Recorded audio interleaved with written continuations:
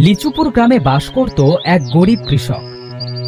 সে কৃষক হলেও সামনে যে কাজ পেত সেই কাজই করত।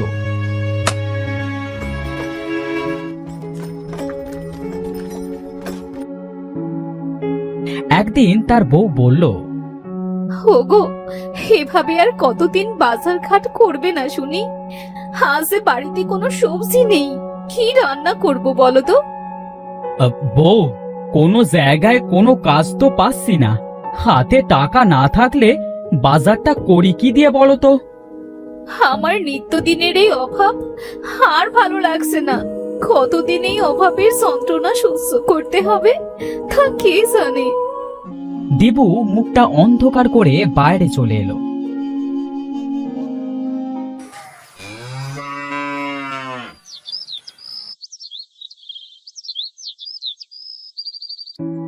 সন্ধ্যায় যখন তারা ঘরে ছিল, অজয় নামের একটা লোক দিবুদের বাড়ি আসলো।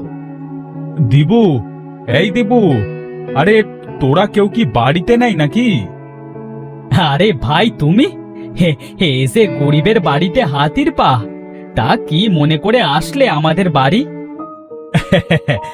তোমার কাছে একটা দরকারে এলাম ভাই। তুমি তো জানো আমি নতুন ঘর করেছি, সেই ঘরে মাটি দিতে হবে। হ্যাঁ হ্যাঁ ভাই, আমি তোমার ঘরে মাটি এনে দেব। তা বলো, কোথা থেকে মাটি আনতে হবে?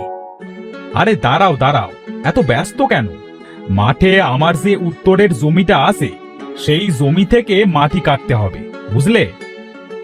আচ্ছা ভাই, আমি তোমার জমি থেকে মাটি কেটে দেব, তুমি নিশ্চিন্তে বাড়ি যাও।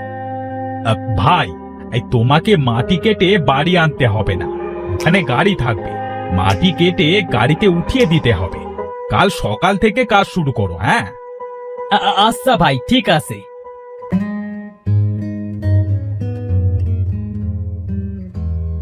ওগো, সৃষ্টিকর্তা মনে হয় এবার আমাদের দিকে চোখ তুলে তাকালেন।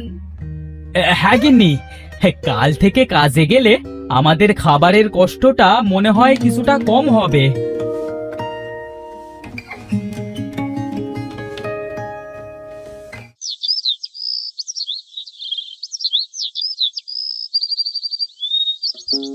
পরের দিন সকালে দিবু মাটি কাটবার কাজে মাঠে গেল।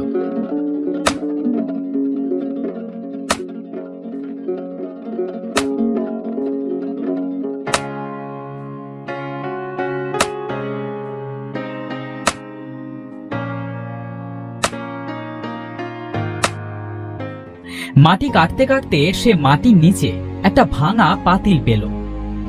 আরে, এটা তো একটা মাটির হাঁড়ি, তবে এর মুখের কাছে ভাঙা। এই ভাঙা পাতিল নিয়ে আর কি করব?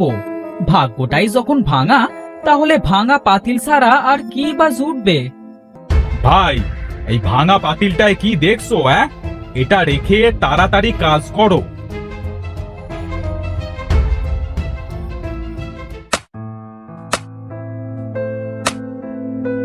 দিবু মাটি কাটবার কাজ সেরে বিকেলে বাড়ি যাবার জন্য পা বাড়ালো। হঠাৎ তার পাশে রাখা হাঁড়িটার কথা মনে পড়ল। আরে, হাঁড়িটার কথা তো ভুলেই গিয়েছিলাম। হাঁড়িটা নিয়েই যাই, আমাদের তো একটা হাঁড়ি। এই ভাঙা হাঁড়িতে না হয় চাল টাল রাখবো।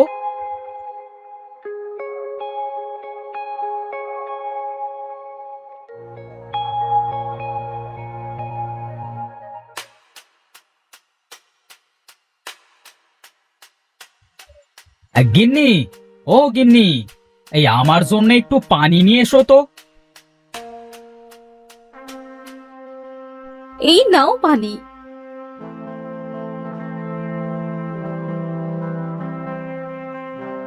এই ভাঙা পাতিল আবার কোথা থেকে আনলে? আর বলো না গিন্নি, মাটি কাটতে কাটতে পাতিলটা উঠে এসেছিল, তাই ফেলে না দিয়ে সাথে করে নিয়ে এলাম। ভালোই করেছো। চাল রাখার জন্য আমাদের ঘরে কিচ্ছুটি নেই, এটাই আমি চাল রাখবো। হ্যাঁ রাখো, সেটাই ভালো হবে। দিয়া পাতিলটা সুন্দর করে পরিষ্কার করে তাতে কিছু চাল রাখলো।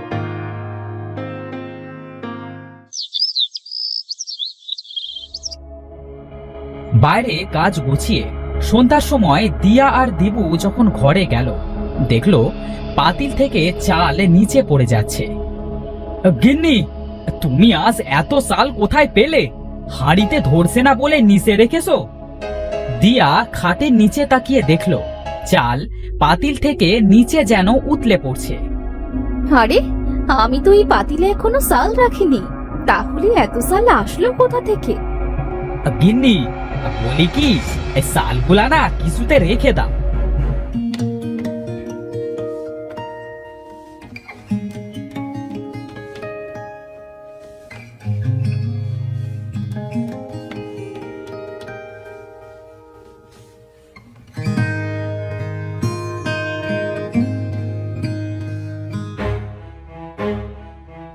আরে দেখো, এই পাতিল আবার চালে পড়ে গেছে।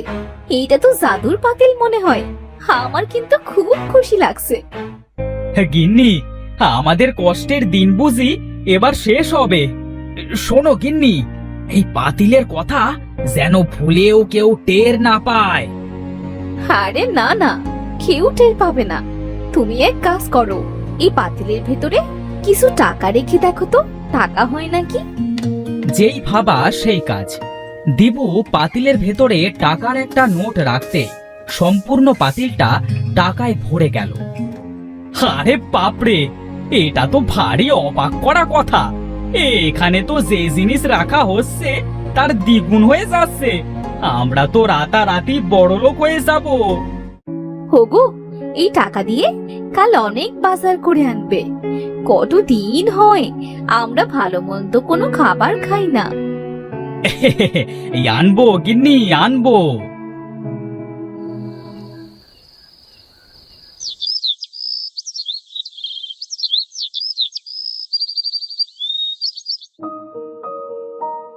পরের দিন দিবুদের বাড়ি অনেক ভালো ভালো খাবারের আয়োজন করা হলো। দিয়া খেতে খেতে বলল, আহ, কতদিন পরে মনে হচ্ছে যেন অমৃত খাচ্ছি। খাবার আগেই যেন পেটটা ভরে গেছে। খাও গিন্নি, খাও। এখন থেকে যত খুশি তত খাবে। হোগো, এবার আমাদের এই ভাঙা বাড়িটা ভেঙে একটা সুন্দর দেখে বাড়ি করলে কেমন হয় বলো তো? কথা তো মন্দ বলনি। তাছাড়া এবার যদি ঝড় বৃষ্টি হয় তাহলে তো আমরা এই ঘরে থাকতেই পারবো না। দেখি, এই আমি কালই ঘরের মিস্ত্রির সাথে কথা বলবো। হ্যাঁ। পরের দিন দিবু ঘরের মিস্ত্রির সাথে কথা বলে তাদের সেই পুরনো বাড়িটা ভেঙে সেখানে একটা সুন্দর দেখে নতুন প্রাসাদ করল। আশেপাশের মানুষ তো দিবুর আঙুল ফুলে কলাগাছ হওয়াটা দেখে স্বাভাবিকভাবে নিল না। ভাই, দেখেছিস, দিবু আমাদের মতো একজন গরিব কৃষক ছিল, আর হঠাৎ করে সে এত টাকার মালিক কিভাবে হলো? হ্যাঁ, সেটাই তো ভাই, গ্রামের সবাই তো তাই বলা বলি করছে। ভাই, আমরা আজ রাতে ওদের সব ঘর তল্লাশি করব। হ্যাঁ, দেখি এদের এত টাকার মালিক হবার কারণটা কি। হ্যাঁ হ্যাঁ ভাই, ঠিকই বলেছো। চলো আজ রাতে তাহলে গিয়ে দেখি ওদের টাকার রহস্যটা কি।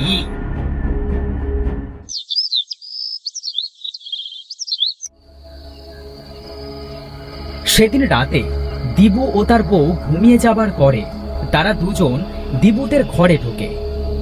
ভাই, সাবধানে, ওরা যদি টের পেয়ে যায় তাহলে কিন্তু কেলেঙ্কারি হয়ে যাবে। হ্যাঁ ভাই, গ্রামে আমরা মুখ দেখাতে পারবো না। এবার কিন্তু আমার খুব ভয় করছে। চল ভাই, বাড়ি ফিরে যাই। আরে না, দাঁড়া দেখি কি করা যায়। এই চল, ওই ঘরটায় দেখি।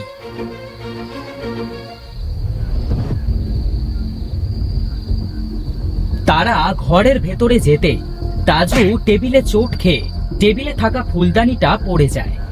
ঘরের ভেতরে প্রচন্ড শব্দ হওয়ায় দিবু ও তার বউ জেগে যায়। গিন্নি, এই গিন্নি, তাড়াতাড়ি ওঠো, আমাদের বাড়িতে নিশ্চয়ই চোর টোর কিছু এসেছে। হ্যাঁ, মনে হচ্ছে আমাদের হাড়িটার খবর কেউ পেয়ে গেছে। তাড়াতাড়ি উঠো। ভাই, তাড়াতাড়ি ওঠ, না হলে ওরা এক্ষুনি চলে আসবে। তারা দুজন দিবুরা আসার আগে ঘর থেকে বেরিয়ে গেল। দুজন ঘরে এসে দেখলো একটা ফুলদানি ভাঙা, আর পাশে একটা বিড়াল ডাকছে। যাক, বাসা গেল। আমি তো ভাবলাম হাড়িটা বুঝি চোরে চুরি করতে এসেছে। বাবা রে, আমায় তো এই বিড়ালটা ভয় পাই দিয়েছিল। আজ চলো, আজ এই রুমে ঘুমিয়ে পড়ি।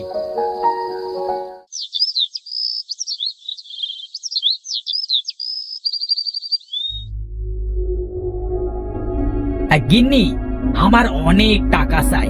এই টাকায় আমার আর হবে না। আমি প্রতিদিন হাড়ির ভেতরে একটা করে টাকা নোট দেব, আর এক হাড়ি করে টাকা নেব। সেই টাকা দিয়ে আমি কোটিপতি হব। ওগো, বলিয়ে তো লোভ করতে চেও না। বেশি লোভ করলে শেষে কিন্তু সব হারাতে হবে। আরে গিন্নি, তুমি এটাকে লোভ বলছো কেন? এই টাকা পয়সা যদি নাই পাই, তাহলে এই অকেজো পাতিল রেখে আর কি করব? ওটা ফেলে দিও। মুখে যা আসছে তাই বলে যাচ্ছ। যার জন্য এত কিছু পেলে তাকেই কিনা আজ অকেজো বলছো? এই তুমি চুপ থাকো। পাতিলটা আমি পেয়েছিলাম, আমি। এটা মনে রেখো, আমি এটা দিয়ে যেটা খুশি সেটা করতে পারি। হ্যাঁ, জ্ঞান দিচ্ছে। তাদের ঝগড়ার মাঝে একটা বুড়ি তাদের বাড়ি এসে বলল, মা, বাড়িতে কেউ আসো?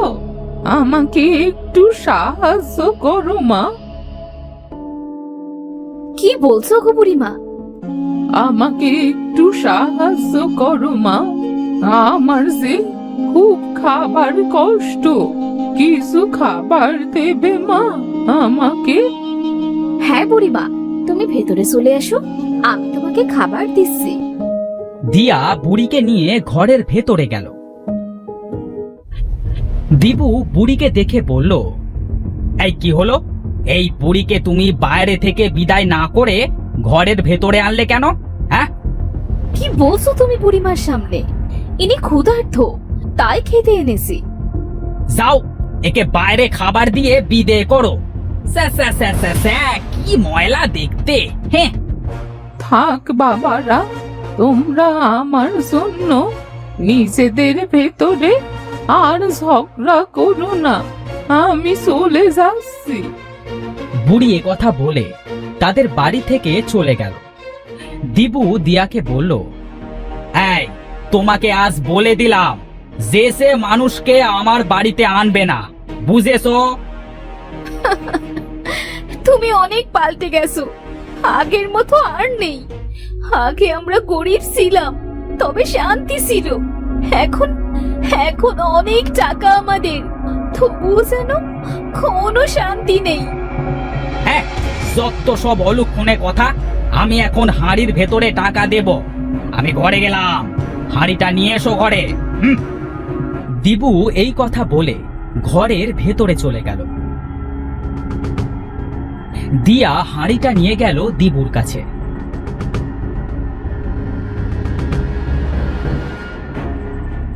এ কি, আমি হাঁড়ির ভেতরে টাকা দিলাম, তবে হাঁড়িটা আজ কেন টাকা দিল না? হ্যাঁ,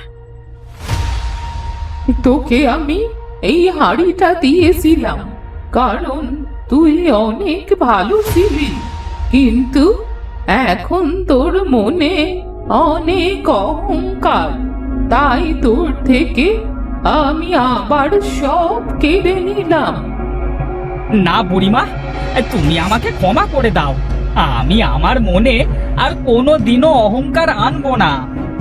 তোকে আমি অনেক দিয়েছিলাম, কিন্তু দিন দিন তোর চাহিদা এত বেড়ে গেল যে তা সীমার বাইরে চলে গেছে।